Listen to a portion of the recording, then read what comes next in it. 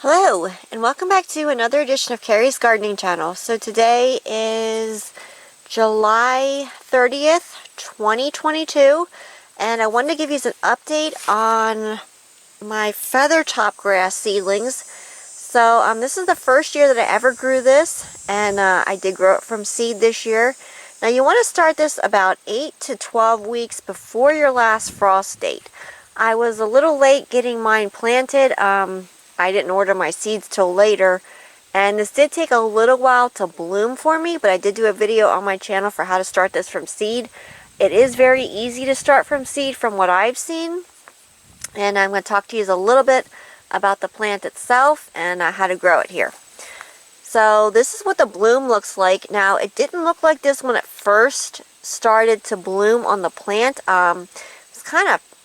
It's a very unique looking type of blooming grass, and you do want to harvest this before the pollen sheds on it. So I'm still learning how to harvest this one here, but you can see what the plant looks like here.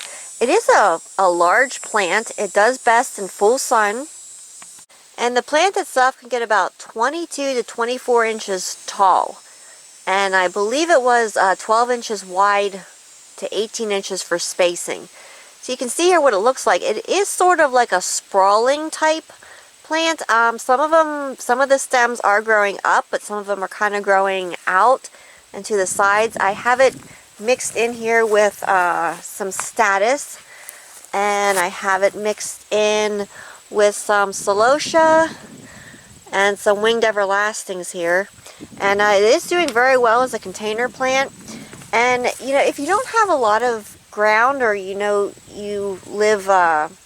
only have maybe like a patio where you could plant your stuff on, it does do very well in a container. We can see the bloom here. I think it's really neat looking. It's not like anything I've ever seen before. It kind of has a soft feeling to it, but bunny tails are softer than this one here, but I still like how soft it is. And you can use this for cut flower production.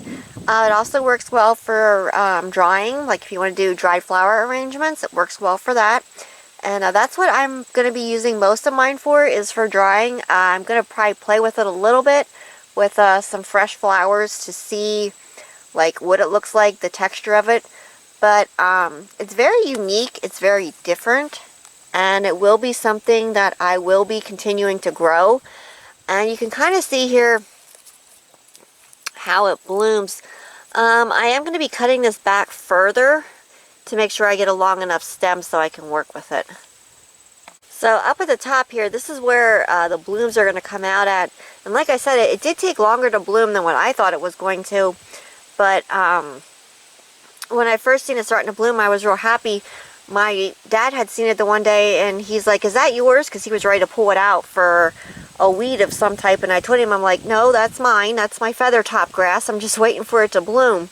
So really happy when it started blooming, and it does resemble a weed. So if you put it in your garden, just make sure that you go ahead and label it.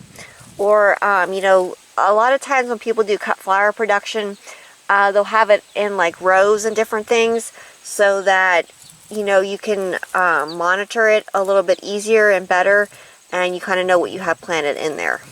So for watering, this container does get dry because it is a container. We do have the wind blowing up here, so we do water the containers when they're dry, like an inch below the soil. You just don't want your plant wilting. And for fertilizing, any type of an all-purpose plant food works well for it. This one here is being fed with Miracle-Gro all-purpose plant food, and it seems to be, doing very well with it. So I just wanted to give you this quick video update. So if you like my video, please like, comment, subscribe. Please don't forget to hit the little notification button. I'll try to put a new video on. Also follow me on Twitter. I'll have a link down in the description for my Twitter account. Thank you for watching, and have a nice day. Bye!